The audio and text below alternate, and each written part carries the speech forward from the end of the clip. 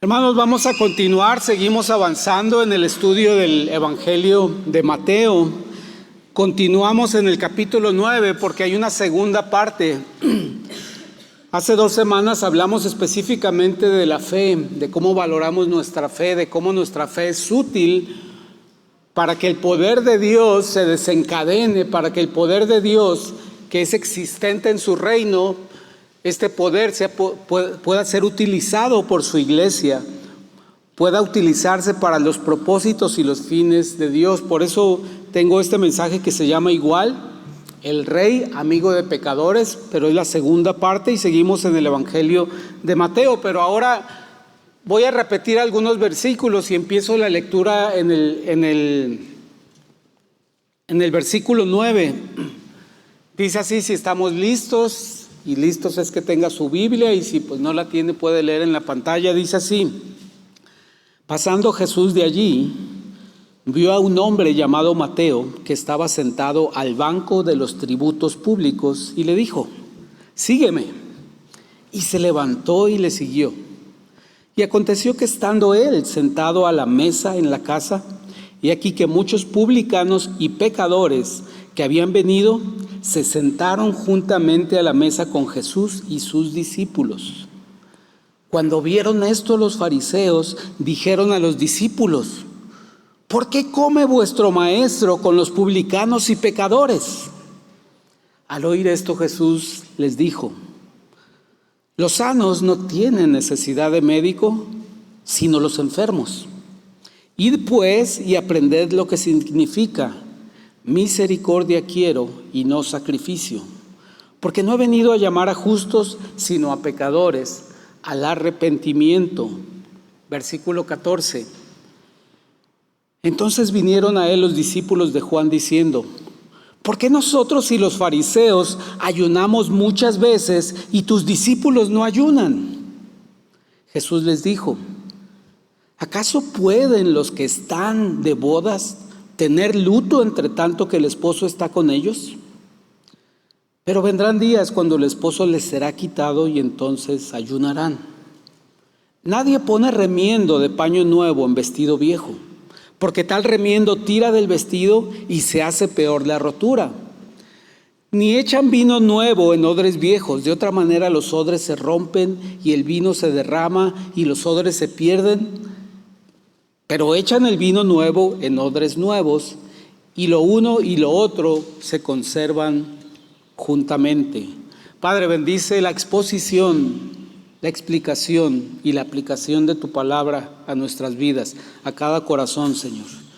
Yo te suplico que esta tarde tu palabra llegue a cada corazón y situación específica por la que está viviendo cada persona que está presente, Señor.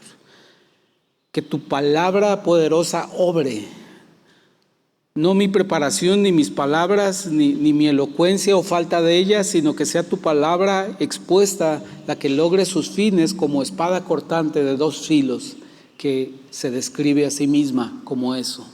En Cristo Jesús te damos gracias por esta gran oportunidad. Amén. Y estuvimos hablando, hermanos, que el reino del Señor Jesucristo es un reino poderoso, y así lo vino a presentar. Cuando vino a anunciar que se acercaba un reino, después de eso Jesús llamó al arrepentimiento y después manifestó que el reino de él era un reino de poder, que tenía poder sobre la enfermedad, lo cual demostró y vimos en el capítulo 8, en la primera mitad. También demostró que tenía el reino del Señor Jesucristo, a través de él como figura central, tenía poder sobre la naturaleza. También al poco tiempo, y vimos también en el capítulo 8, versículos 28 al 34, que este reino del Señor Jesucristo tiene poder sobre Satanás. Y ya en el capítulo 9 vimos que este reino tiene poder sobre el pecado y tiene poder sobre la muerte.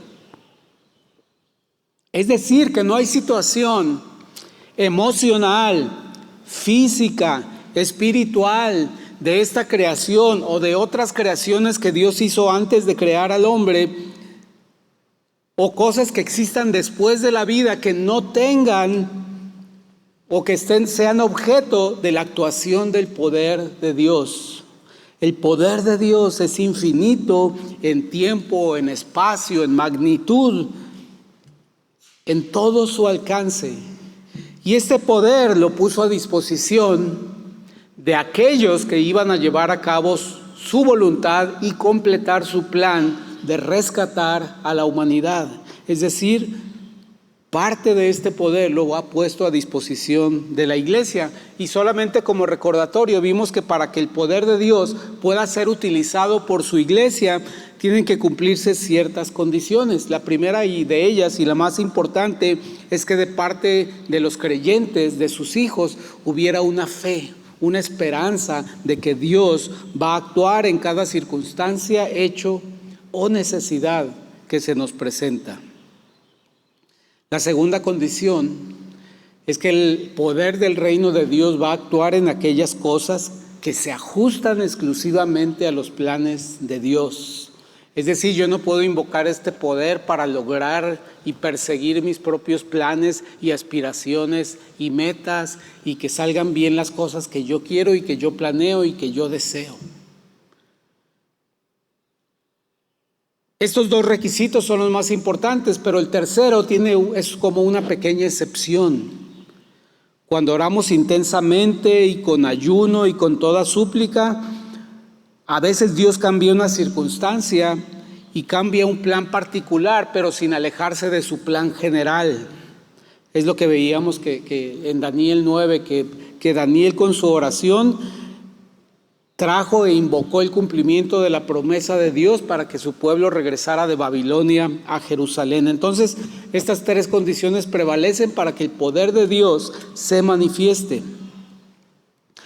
Ahora, cuando Jesucristo empezó a manifestar su poder delante de los pobladores de Jerusalén y las aldeas y Capernaum y toda esa región de Canaán, y empezó a sanar enfermos, pero principalmente cuando empezó a perdonar pecado,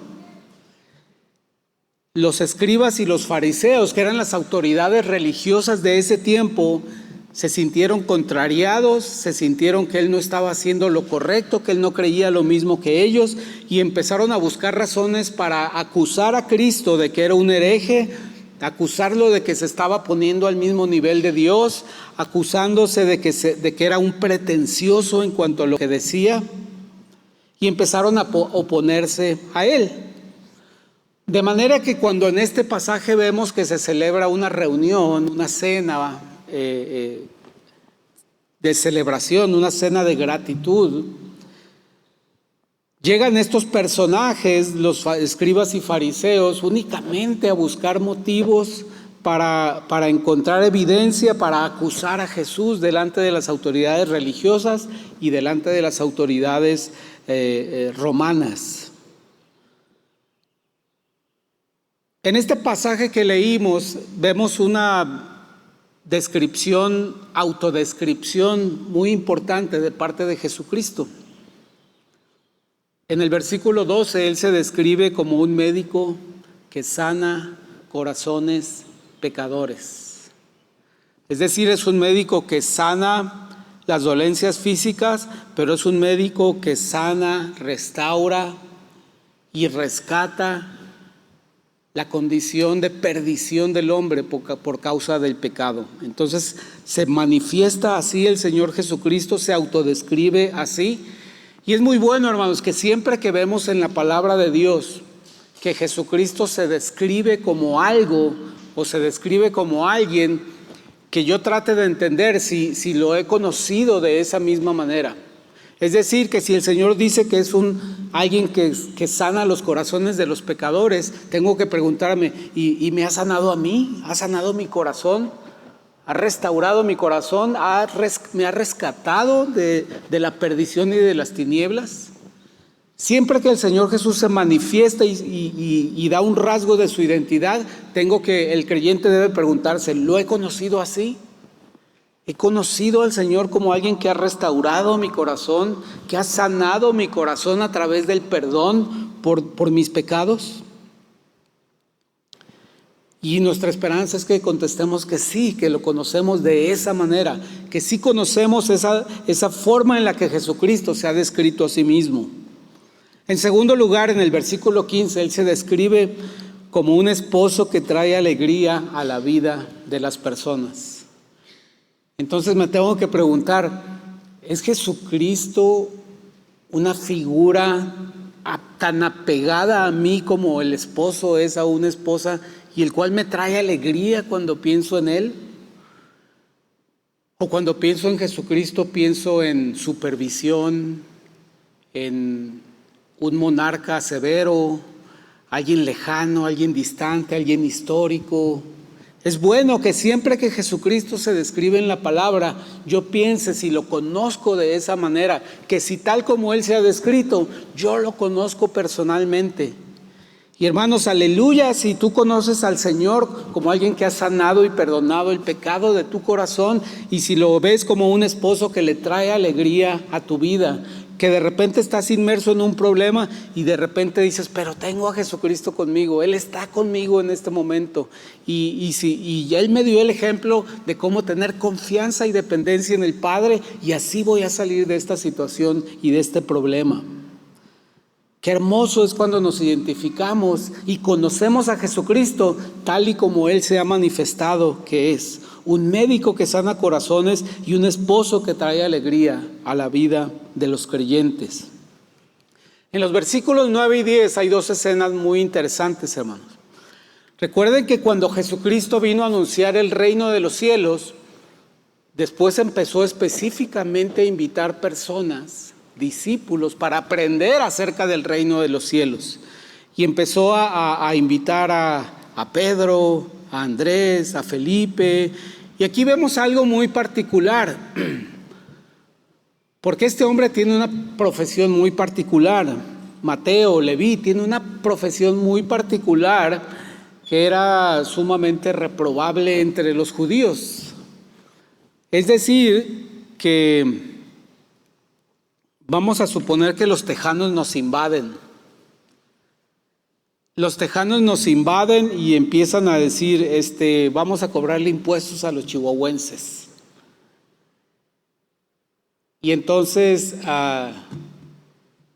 Jorge Luébano y Titi Carvajal, que son contadores, dicen, bueno, yo puedo trabajar para los tejanos recaudando impuestos entre los chihuahuenses y le voy a cobrar impuestos a los Parra, a todas las familias de esta iglesia, yo les voy a cobrar los impuestos y se los voy a entregar a los tejanos.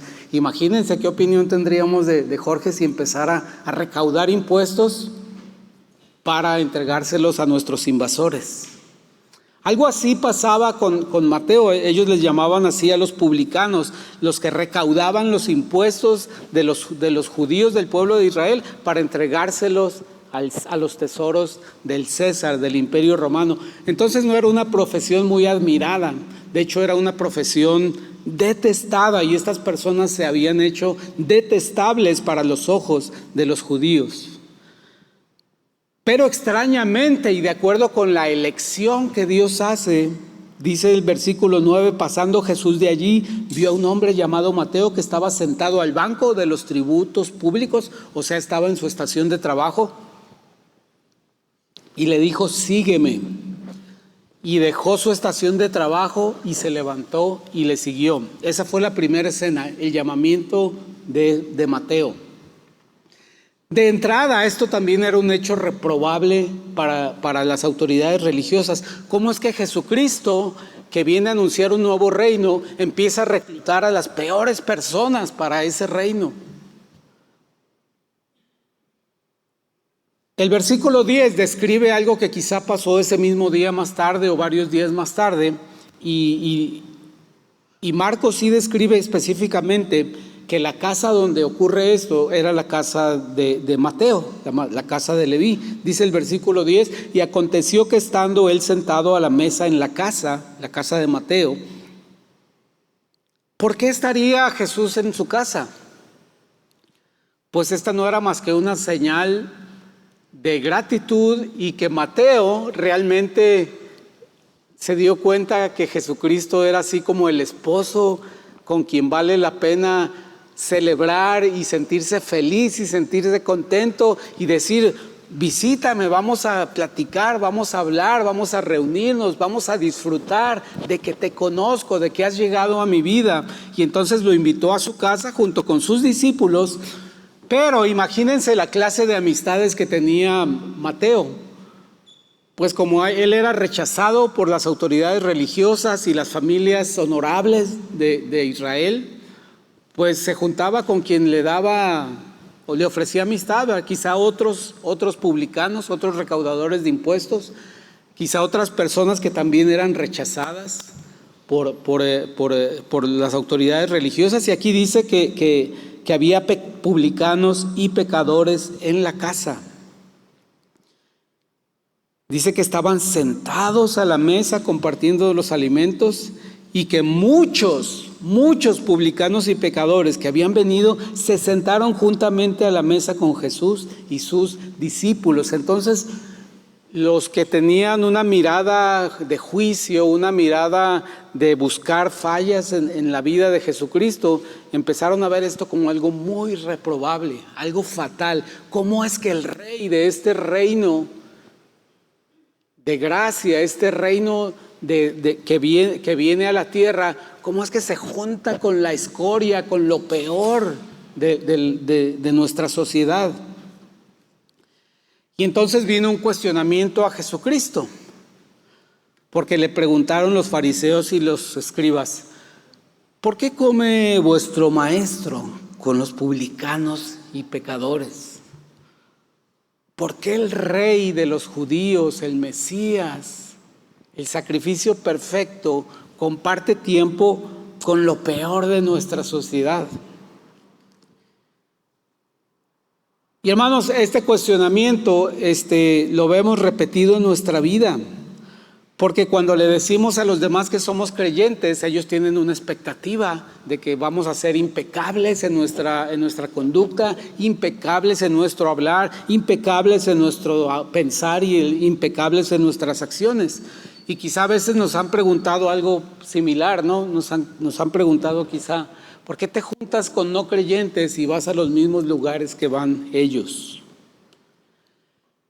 Y este es un gran dilema del creyente, porque el creyente puede cargarse hasta un extremo radical y decir: no me junto con gente que no sea creyente, no como con personas que no sean creyentes, no me divierto con personas que no sean creyentes,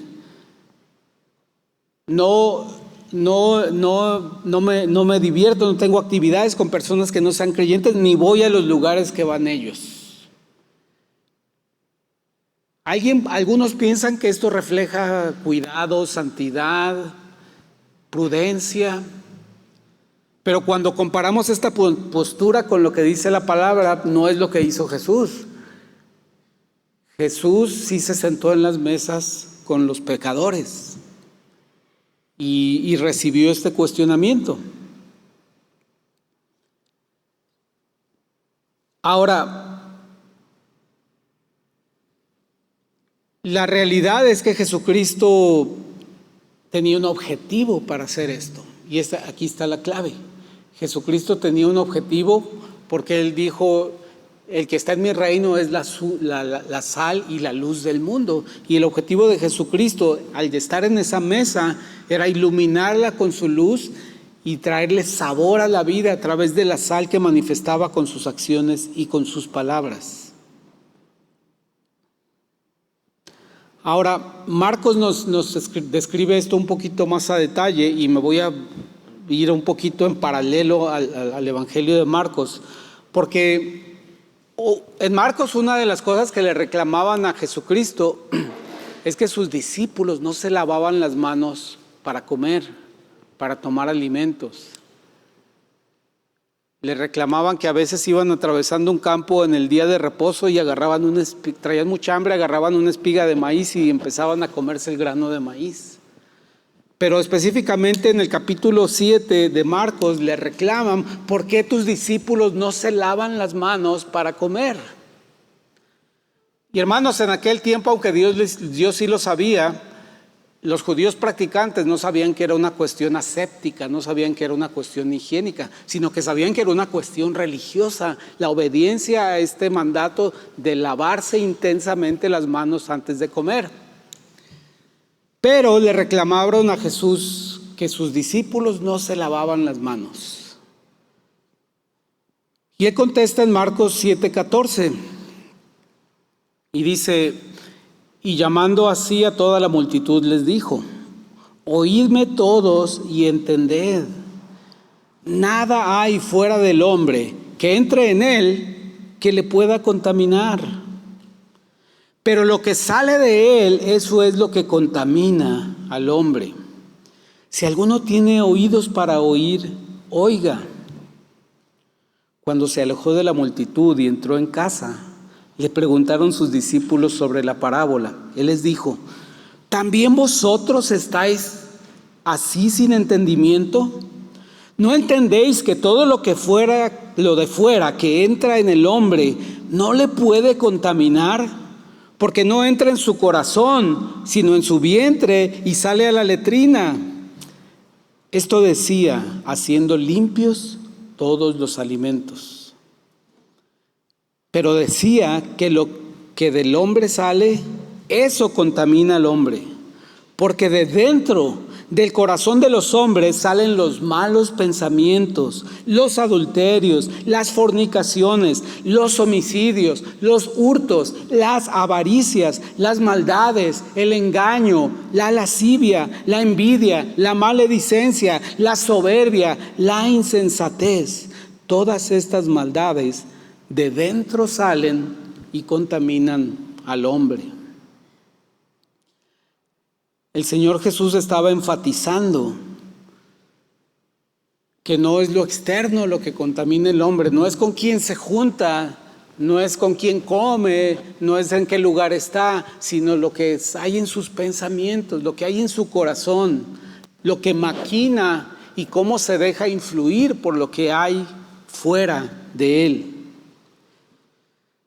Por eso, hermanos, menciono este pasaje de Jesús comiendo con pecadores con mucho cuidado para ustedes, especialmente para los jóvenes, porque ser amigo de pecadores o reunirse en sus casas o en los lugares habituales no lo hacemos de manera casual, no lo hacemos simplemente porque hubo una invitación.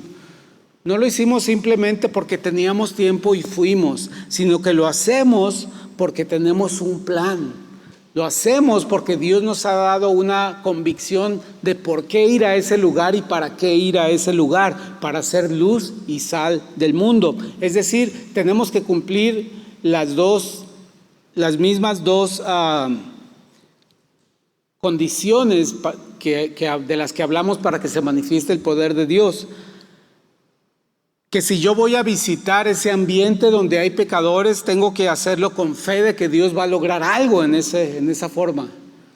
No que yo me aprenda los mejores chistes o me acuerde de unos buenos chistes o tome lo mismo que están tomando ellos o coma lo mismo que están comiendo ellos o nos divirtamos hasta las mismas horas que ellos se divierten. No, la meta es que yo tenga la esperanza de que algo va a resultar favorable para Dios, de que yo esté en ese lugar. Así como Jesucristo tenía claro que era importante que Mateo fuera su discípulo y diera un buen testimonio delante de sus amigos. Porque sus amigos iban a ver que Mateo iba a dejar el negocio de recaudar impuestos y que iba a seguir a Jesucristo. Eso era lo importante, que fuera notorio que Jesucristo llama a las personas a ser sus discípulos y les da una nueva vocación, les da una nueva convicción en su vida. Y la segunda condición, si nosotros vamos a ser amigos de pecadores, si vamos a estar en estos lugares, es que el resultado que esperamos se ajuste a los planes de Dios. La misma condición que necesitamos para que se manifieste el poder de Dios. Es decir, no me voy a arriesgar a adquirir un vicio, no me voy a arriesgar a escuchar conversaciones ociosas o profanas, nada más porque sí, sino es porque hay un plan de parte de Dios, que yo sea testimonio a ellos. Que ellos vean que aunque esté ahí, soy seguidor de Cristo y tengo una luz diferente a la que ahí se expone. Hubo un segundo cuestionamiento para el Señor Jesucristo.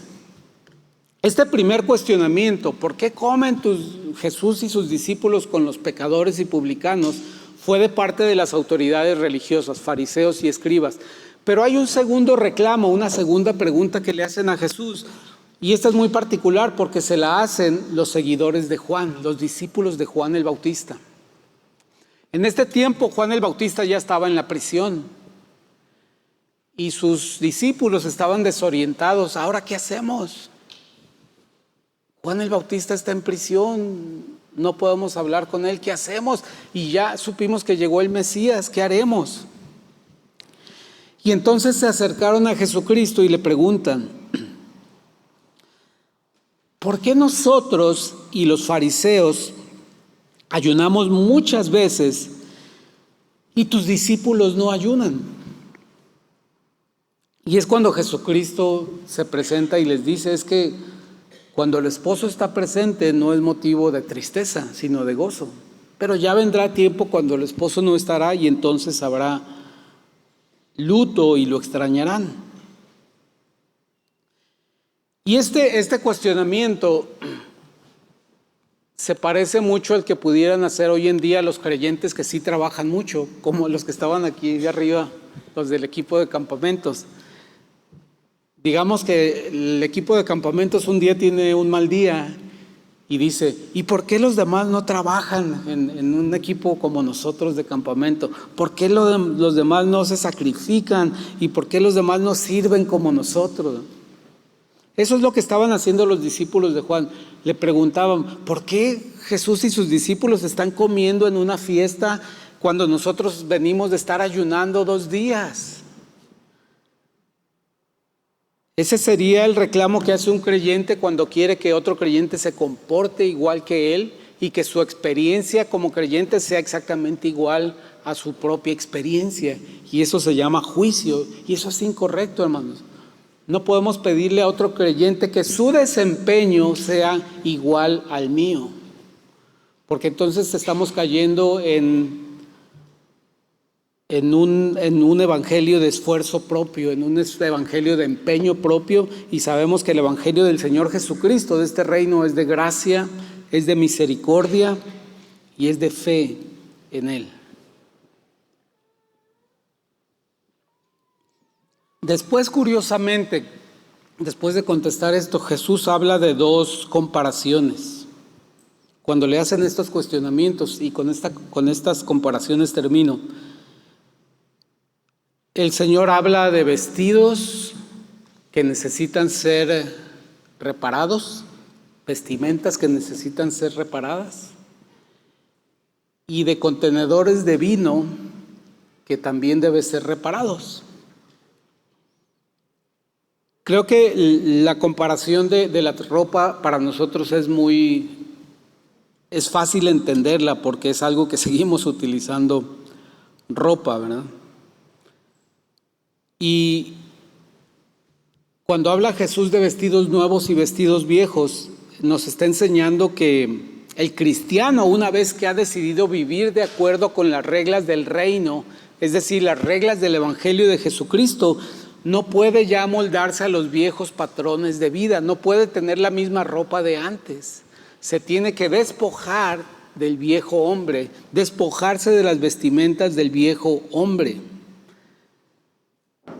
Muchas veces estos patrones con los que vivimos antes son incompatibles con las enseñanzas y la mente de Cristo y con su mensaje.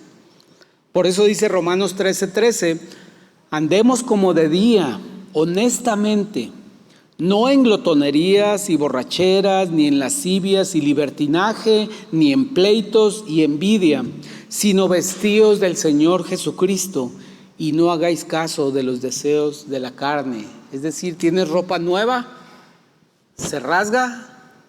Si tu ropa nueva, que es Jesucristo, se rasga, pues repárala con lo que enseña Jesucristo.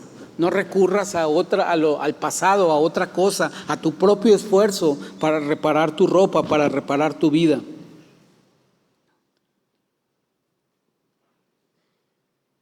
La segunda figura que usa el Señor Jesucristo es los odres.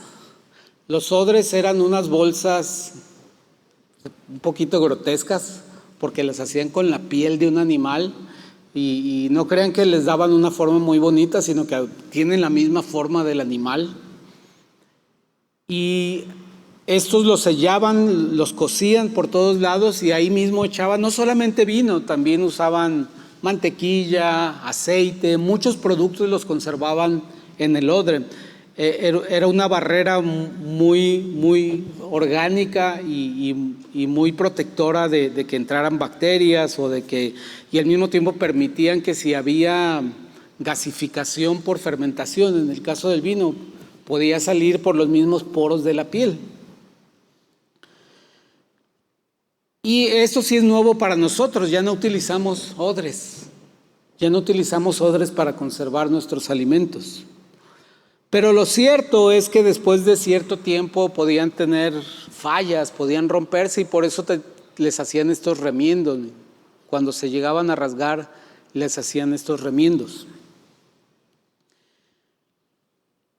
Y lo importante es que aquí se está hablando de un vino viejo y un vino nuevo. Y lo que Jesús estaba diciendo con esta metáfora es que Él no está guiando a sus discípulos a seguir la religión de los fariseos. Él no está guiando a los discípulos a llevar el ayuno como una práctica que se cronometra, una práctica que se regula, una práctica que tiene sus días y sus momentos, un poquito como lo hacen ahora los musulmanes en lo que llaman el Ramadán, que le ponen fecha, le ponen horas, le ponen un mes específico, sino que el Señor los estaba guiando a un ayuno que es en base a lo que el Espíritu Santo, que ahora vive en los creyentes, nos dicta que es el momento correcto. Nos da las ocasiones y las necesidades específicas para subordinarnos al Señor Jesucristo en un tiempo de ayuno. Los odres viejos, como las reglas de los fariseos, son quebradizos e inflexibles.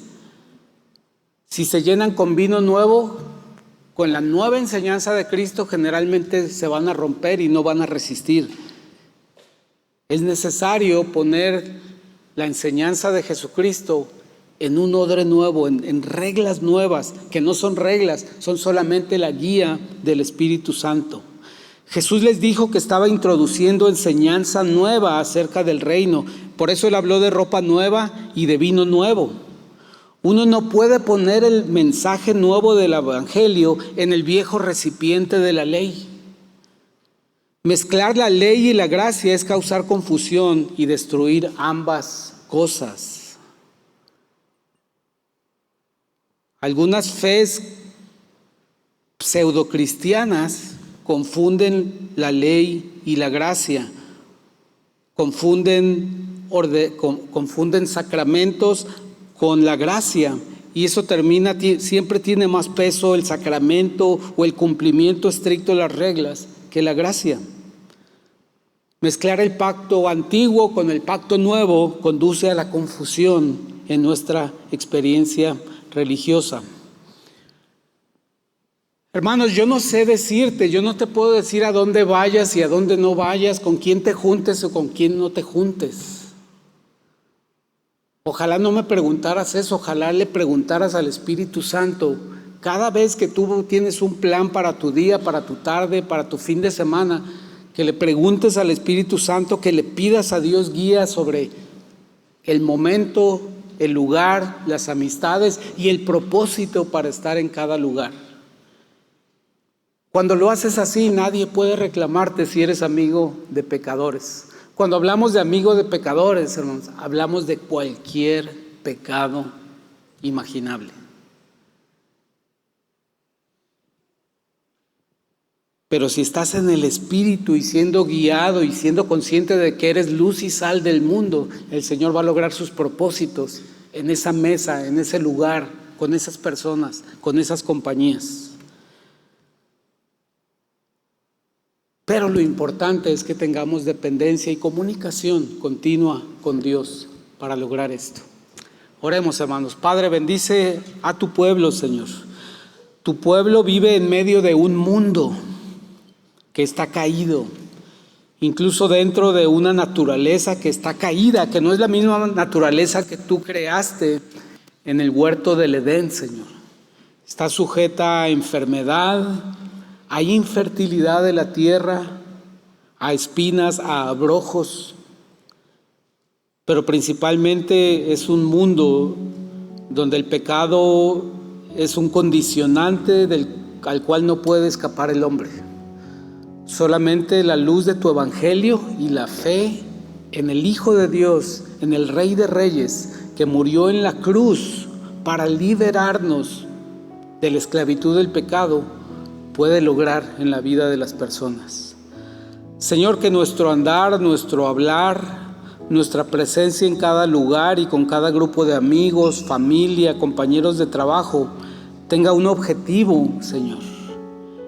Y que tengamos esperanza de que tú vas a lograr algo que beneficie a los propósitos de tu reino, Señor, al estar ahí, Señor. Bendice principalmente a los jóvenes, Señor, que son principalmente seducidos por lugares, ambientes, amistades, Señor. Que ellos puedan entender y aprender a ser sal y luz del mundo y a ir a esos lugares solamente cuando se han puesto de acuerdo contigo y han consultado contigo sobre cuál es el objetivo de estar en ese lugar y con esas personas. En Cristo Jesús te damos gracias, Padre. Amén.